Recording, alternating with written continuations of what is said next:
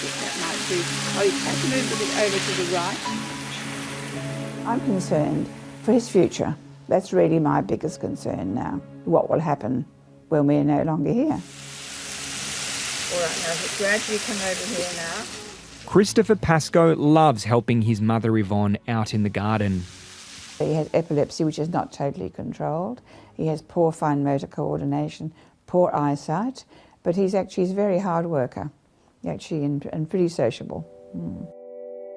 18 months ago, Christopher received a debt letter from Centrelink. It was complete shock and surprise and thinking, errors have been made or this can't be true. It accused Christopher of owing more than $15,000. When I found out, as you would imagine, I was real shocked. I was just stunned exactly why so much money.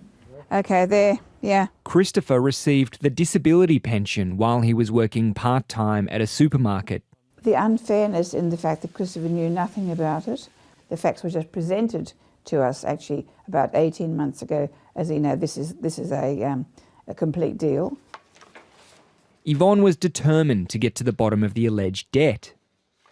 I set out with the intention of trying to find out what really has gone on, and I was not able to find out at any stage where the figures that Centrelink had, who had given them those figures, where they'd come from. Centrelink have never been able to tell me. Good afternoon. My name is Yvonne Pascoe. She's made dozens of calls to Centrelink. Thank you, yes, I can wait. Each time I'd spend anywhere between half an hour and an hour and a half talking to someone, because I kept being passed from one person to another because I wouldn't be quiet and go away. You can't blame everything on the computer system, I don't imagine. That's the most frustrating part, that there's just no headway at all. No headway at all. Her patience paid off when Centrelink admitted it had made a mistake. And there had been some review, internal review, then they discovered so-called errors in their organisation, and it's been reduced to just a tad under $11,000. Yvonne is now gearing up for a public fight against Centrelink in the Administrative Appeals Tribunal. It's really sort of disability bullying to me because it's just gone on. When somebody with an intellectual incapacity is dealing with Centrelink, they're usually not in a position at all to understand when it is that they have to report things or precisely what it is that they have to tell Centrelink about. Former tribunal member Terry Carney used to preside over hearings on robodebt cases like Christopher's. I decided some cases like that, and unlike the case I think that you're referring to, I took into account that Centrelink has procedures that allow someone else to be appointed either to receive correspondence or to receive correspondence and actually manage the payment. And when that's not done, then that is one of the possible special circumstances that can be a basis for waiving the debt.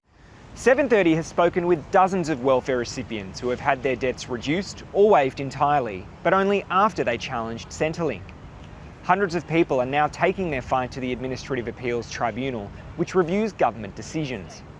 It's difficult to stand up and say you want assistance. It's not something that you want to have happen. Vida Carden-Coyne was grateful for receiving a parenting support payment from Centrelink in 2014. My partner and I had split up. We were both going through quite a lot financially. We didn't expect to be in the situation that we were in. And then to be told that you've done something wrong is, and implied that it's deliberate is really quite traumatic. She too received a robodebt notice from Centrelink. I was frightened and I didn't understand where it had come from. I couldn't actually comprehend how I could have a $6,000 debt to Centrelink.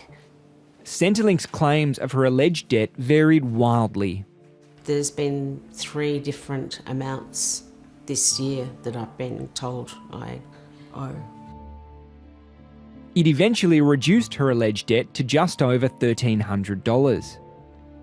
The Administrative Appeals Tribunal ruled she had to pay back this amount, but she isn't prepared to accept their decision. How long are you going to be pursued for this? I mean, am I going to be pursued right up until I'm an old lady? Are you going to continue fighting this debt? I will appeal it, and I'm actually thinking about joining the class action. In a statement, the Department of Human Services told 730 it was unable to comment on cases before the Administrative Appeals Tribunal, and that it encouraged welfare recipients to contact Centrelink if they experienced issues. An immoral raising of a debt against somebody that they don't actually owe to the government. It's a kind of a tax on people on social security. Yvonne Pascoe was preparing to front the tribunal on behalf of her son Christopher when she received some welcome news. After 730 contacted the department to raise questions, their lawyers contacted Yvonne with an offer to waive the rest of his debt. I've been dealing with this debt for Christopher as a nominee for 18 months. Hundreds of hours of phone calls, lots of arguments, all this sort of thing going on. And since the 730 report, it's just too coincidental for it not to be some connection. She's still undecided whether to accept their offer. It's like a sort of magic wand or something. That's why I'm saying this. It seems unreal, and that's why I'm being, I suppose, a bit mistrustful. I wanted to explain to me in detail the whys and hows of how this has happened and who has decided to do this. I just can't understand how it can have gone on so long and no one's happened to notice. Hi, I'm Lee Sales. Thanks for watching this story. If you'd like to watch more of 730's stories, they are on the left of your screen. And tap on the button below to subscribe and get the latest from ABC News.